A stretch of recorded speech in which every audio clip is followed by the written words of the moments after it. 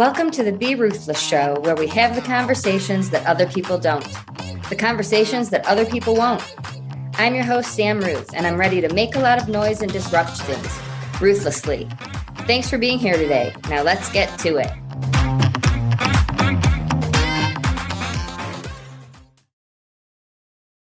Welcome back to the Be Ruthless Show. I'm your host, Sam Ruth, and this is the first official episode in March. I did a bonus birthday episode last week on Friday. The Be Ruthless Show turned 2.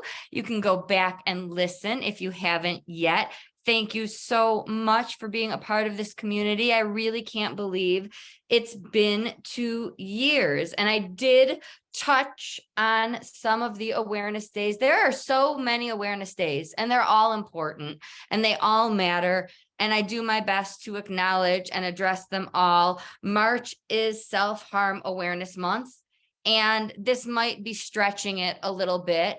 That what is self-harm, right? What does it look like? I think when this first came up and people started talking about it, it might have related to cutting, and that is absolutely a form of self-harm. I'm going to talk today a little bit about apologizing. 2 words, I'm sorry. I have had a handful of situations with clients and even friends who have had things happen that really could have gone differently if they would have considered saying those 2 words or accepting an apology that was given. And I know it's easier when you are not involved. It's easier when you're on the outside looking into a situation than when you're the one dealing with some hurt feelings. But people can become extremely stubborn. People can deflect and avoid and lash out or blame or minimize and get really, really focused on right or wrong and get caught up in that game of yes, I did, no, I didn't, and go back and forth over those details, which might seem like they matter in those moments. And what gets lost in those moments are people's feelings. And when you get caught up in the yes, I did, no, I didn't, or this is how it happened, no, it didn't, it went this way. And we've all been there. I've been in those conversations. I am not saying I've never had that happen personally, but we end up losing focus on the emotions and the fact that someone is bringing up a situation not because of the order of the event or the sequence or because it happened this way or that way. People bring things up because they're hurt. People are bringing things up because something is bothering them. And whether or not they can express it in that manner is a separate issue. And it needs to be taught, right? We might be taught to say, I'm sorry. I talk about a lot of things on this show, and I talk about things that we are not taught. And this is different. We are taught as children to go over to your friend and apologize, and you might not want to. And you might do it as kids, gritting your teeth or really unhappy with that sour face, right? My brother and I are 7 years apart, but I can remember both of us with our parents having to say, I'm sorry, and not wanting to, but at least being taught that it's important to have that conversation and to acknowledge that something wasn't handled correctly, that my behavior or his behavior or our actions were not okay. But were we taught why? Maybe we were, maybe we weren't. Were you taught why? Are you in this day and age having those conversations when you're talking to people and when you are apologizing? Are you recognizing why you're saying those words or why you're not? If you do accept an apology or if you don't, are you thinking about the people's feelings? This is what gets lost. And I spend a lot of time choosing my words carefully because there are plenty of situations where I have put my foot in my mouth. I say this all the time. I often have not chosen my words carefully. So I am very, very intentional, especially when I am upset or hurt or I'm in a situation where something's bothering me, because those are the times when we might say something in the wrong way, when emotions are running high. So I want to use examples.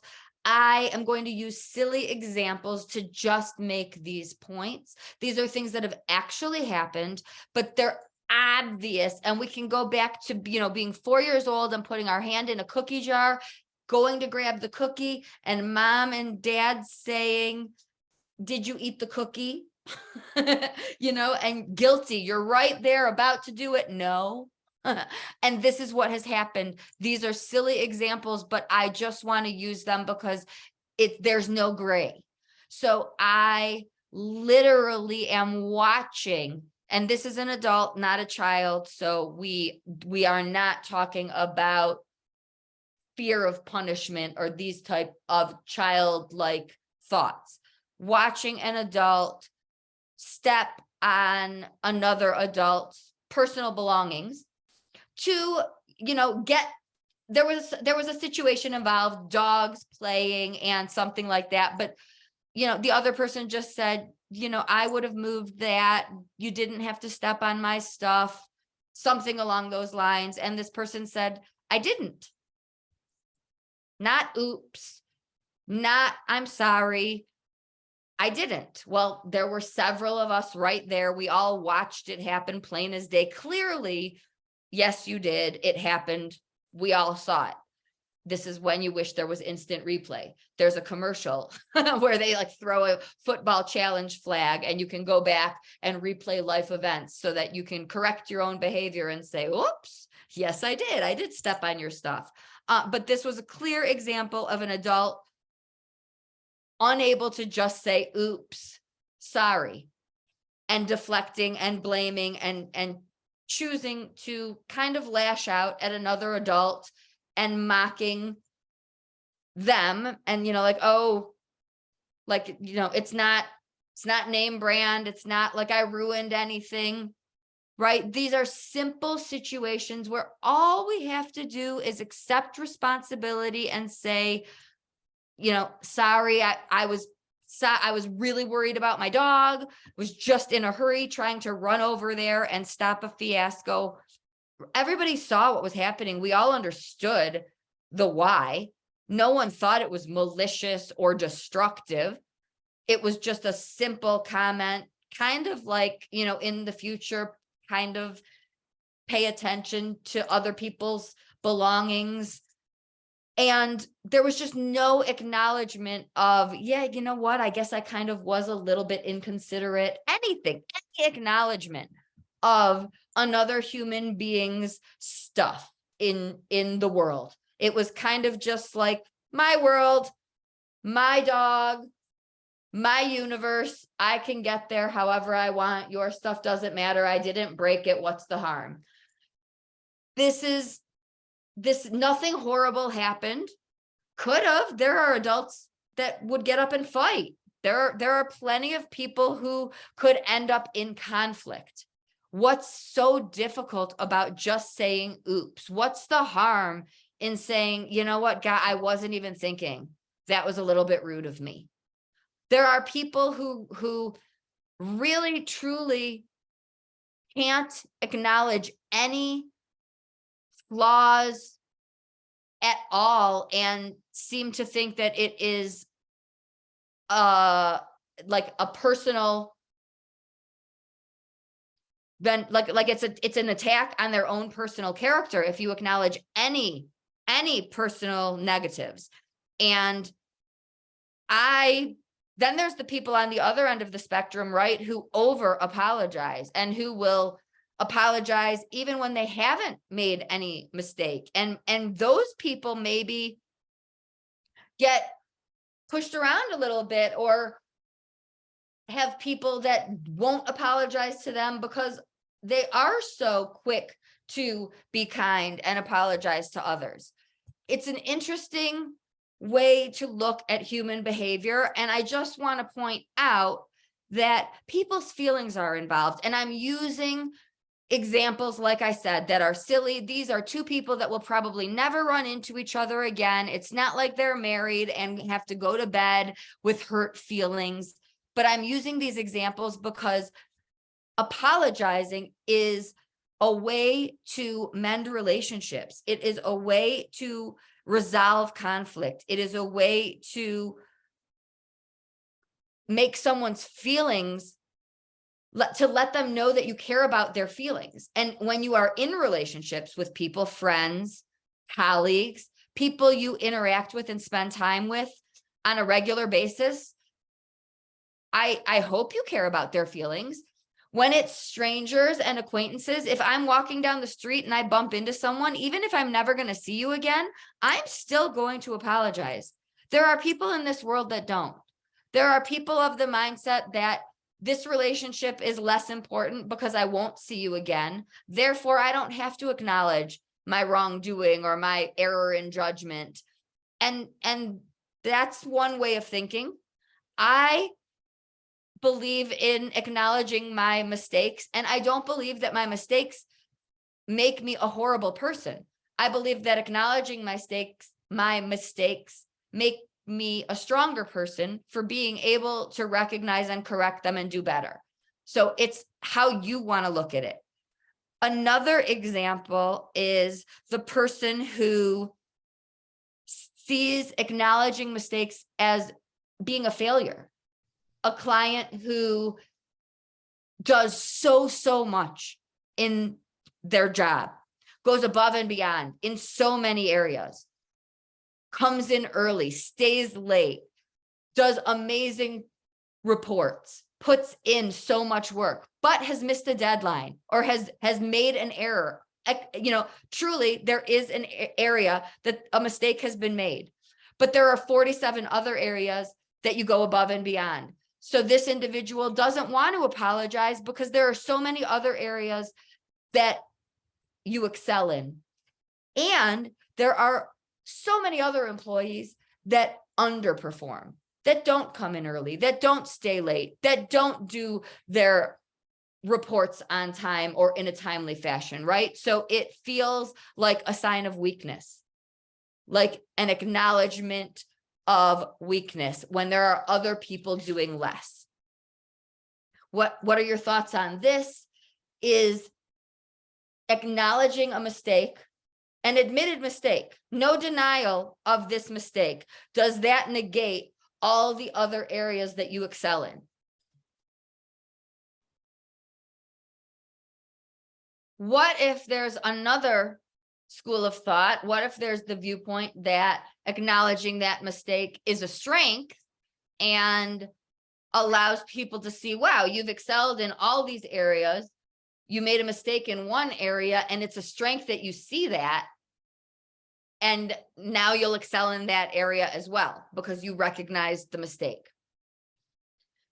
What are your thoughts? Sam@SamanthaRuth.com. Can you acknowledge a mistake? Can you apologize? Does a mistake need an apology? Am I bringing up a conversation that is something you wouldn't see needing an apology? If I miss a deadline, if I do something that causes someone else a mess, I believe that's an apology. I miss a deadline. You have to clean that up. I apologize that that's your time. Your time matters. That's a commodity. That's an area that you were not planning on having to clean up. What about the person who doesn't want to apologize because that means the other party wins? That means the other party is right. We're back to that black and white again. The no, I didn't. Yes, you did. And I mentioned it already. What about the feelings? Can you separate I guess I should use an example here, but can you separate the action, the yes, I did, no, I didn't, you were late, no, I wasn't, from the hurt feelings? The fact that if you were late, no, I wasn't, it makes me feel like I don't matter. I don't feel like a priority. You're on time for everything else. You're on time for work, for the gym, when you get together with your friends, but not for me. No, I wasn't. Yes, I was, right? We can go back and forth on the details. Let's put that aside. Can you focus on the fact that it makes someone feel less important? There are people that can't get past the I wasn't late. I wasn't late. Is there a way to see the human emotion, the person who is feeling unloved, unwanted, less important than other things? There's the people who's apologizing is admitting that I was late. Apologizing is admitting that she is right and I wasn't late. What about the outcome, the relationship, the marriage, the raise, if we're talking about work? This can change the outcome of what might happen. And I'll use an example in my life as well. You guys know my dogs are my world, my babies, my everything. I say all the time, they're fine, I'm not, right? Like, I'm neurotic about them, they're fine, I'm the one with the issues. I know this, right? When I go out of town, when I'm visiting family, they're fine, I'm checking on them 100 times. I need to know they're okay. So I had a situation where someone made a commitment. There was an event in Fort Collins, and the person who I unequivocally trust with them was with me.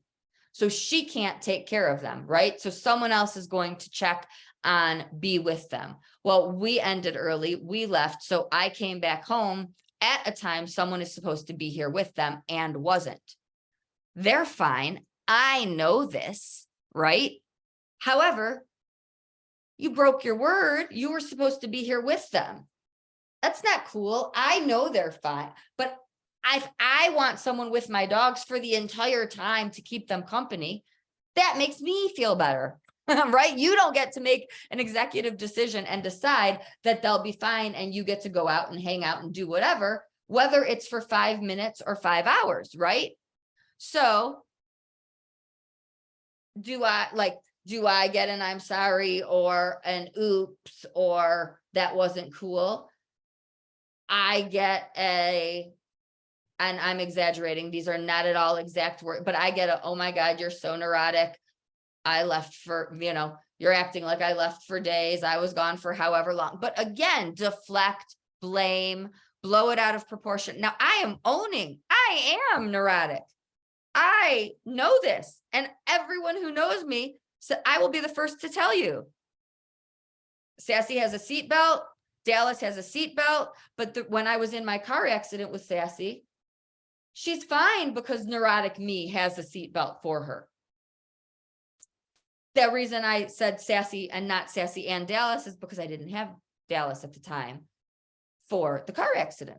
So only Sassy had her seatbelt. These are situations, the outcome would be different. This person no longer will ever be around my girls because I don't trust the situation. And oh my God, I'm so, like, handling these conversations could impact the results differently. Husband and wife with the no, I wasn't late. Wife feels unloved, feels unimportant, don't know the outcome, but you are my everything is different than no, I wasn't late. I don't care if he was 3 seconds late, 3 hours late, right? All I care about is her feeling loved. These are the things that get lost in translation when we get caught up in the details. And I've done it. I've been there. I've been on both sides. I've been in situations where I didn't want to apologize. I've been in situations where I didn't want to accept an apology. I've been in situations where I've gotten caught up in the details. What I've also been is on the end where I care about the feelings, where my feelings are what matters. So how can you, in the moment when you know you weren't late and you care so much about proving your point because you know that your phone said 5:58 when you pulled up, is that more important than the person crying across the room from you? How can we let go of the details and focus more on the humanity, more on the person across the room from you? And in the moment, you might be losing your mind and wanting to pull your hair out, right? Like somebody left my dogs, my babies, when they said they were going to be here for them. I don't really care why, unless it was life and death. And by the way, we live in an age where you can text me, right? Simple, easy as can be. Just let me know, and then I can choose to come home. And again, I'm neurotic. They're fine. I know this is all me, right? But we live in a world where it is so easy to just blame, justify, defend, and forget that we're dealing with another human being with emotions and a whole set of feelings on the other end. Why is it so hard to just say, I'm sorry? Oops, I didn't mean to step on your stuff when I was jumping over there to get my dog, who I was afraid was going to get eaten by a Rottweiler, right? All of these things are logical. And we understand. I don't want your dog to get eaten by a Rottweiler. I also don't want this woman's stuff to be crushed and disregarded. What is so difficult about considering the other people involved? Where do human beings and their feelings get lost and become less important than your side of the story? Your side of the story, being right, explaining your version. Your version matters. Your version might matter. Your dog not being eaten by a Rottweiler matters. But you also have another human being with feelings and an entire perspective. Why doesn't that matter as much? What is it going to take to look at the other side? Will it be exercises like I do with my clients, where unless you're holding the egg, you don't get to talk? That works, by the way. Whoever's holding the egg or the bracelet or the water bottle, whatever you want to use, that person gets to talk, and we pass it around. And when it's your turn, you get to talk and everyone has to listen. And we do that. And it teaches us not to interrupt. We're all guilty of this as well. We've been interrupted. We've been the interrupter. But we really do have to practice how to communicate fairly, how to fight fairly. Arguing happens. Disagreeing happens. Saying I'm sorry insincerely, saying I'm sorry and not knowing why, saying I'm sorry and not meaning it. Useless. Insignificant, doesn't get us anywhere.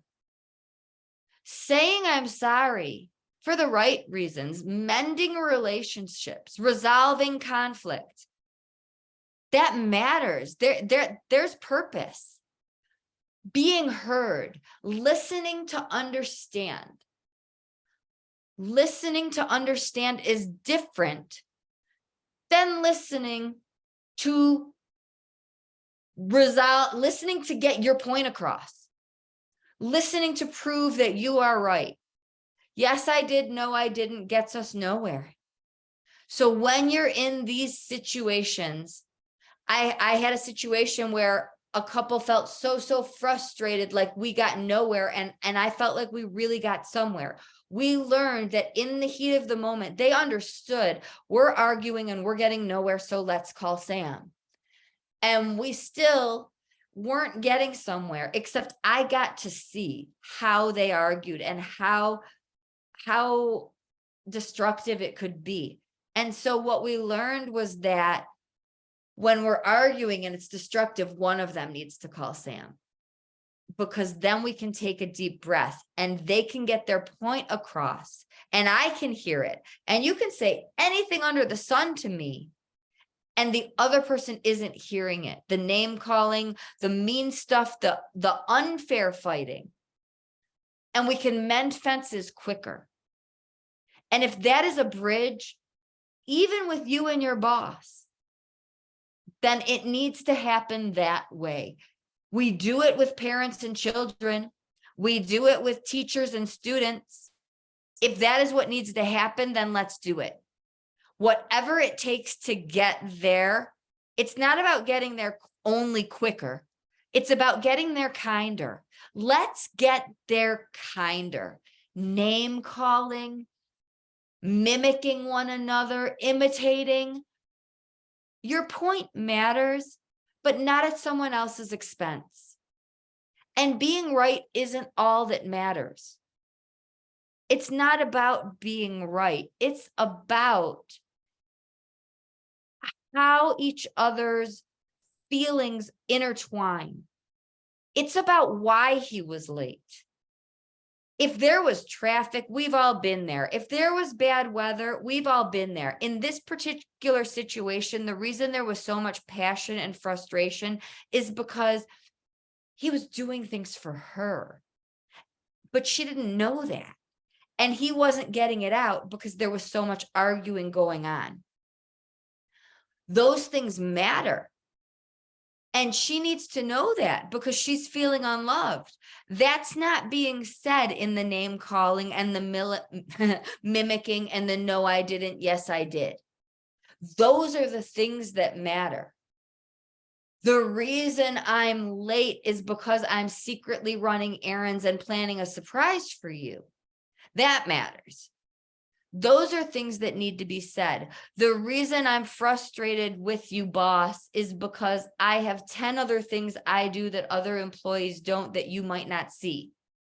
Those are the things that we need to get out there in a constructive way, not with raised voices, not with swear words, not with name calling. And so if you have unhealthy arguments, please reach out. Let me know. I have a Fighting Fairly worksheet. It is not only for toddlers, and I'm not saying that in a joking manner. People of all ages fight unfairly, and we need to learn how to fight fairly. And if this is you, if this is someone you know, let me know. I will share it with all of you. I created it because we need to learn. We need to learn the right way to argue. Arguments are healthy. We have them. People disagree. I'm going to say this again. People disagree. Disagreeing is healthy. In high school and college, they have debate teams and forensic teams. These are healthy skills that we should all know how to do. We need to know how to debate in a healthy manner and how to disagree in a healthy manner and how to communicate our opinions when we disagree in a healthy manner. It doesn't have to be with raised voices, name calling, or swear words. Disagreeing is okay. I welcome your different opinions. We're all different. That's okay. We don't have to think the same way. What a boring world it would be. We're allowed to have different opinions and different viewpoints. And your ideas are different than mine, and we can learn from each other. And you can help me see things I would never have otherwise thought of. We need each other's ideas. We don't need them with raised voices, with mimicking and name calling and other things. So again, if you don't know how to fight fairly, please reach out, sam@samantharuth.com. We can learn together. If this is not a class in your school, let's create one. Debate is an extracurricular activity. It should be a class. Again, there are things we are taught, but we might not be taught everything that goes along with it. We're taught that we need to say we're sorry. Are we taught why? Are we taught the correct way? Are we taught how to give an excellent apology, a sincere, authentic apology? I will continue because I don't want to ramble on forever. There are really great apologies. I've heard some horrible apologies. I've given some not so great apologies. A good apology comes from the heart. A good apology is sincere. A not good apology is an I'm sorry, but. A not good apology is an I'm sorry, but you should have known better, right? A really good apology is sincere. It's authentic. It comes from the heart, and it acknowledges what you did, what you can do better. It's not about what the other person can do better. Thank you so much for being a part of this community. And until next time, always be ruthless. Thanks so much for listening today. Your support means everything to me, truly. If this podcast resonates with you, please do me a favor and join in the Ruthless movement by making some noise and doing one of these 4 things. Subscribe so you don't miss an episode. Tell a friend so we can break stigmas even faster. Leave a review so people can see what you think of the show. And last, if you want to learn more about me and be a part of the Grief Hab community, please head on over to the Facebook group. We'd love to have you. Thanks again for spending your time with us, and see you next week.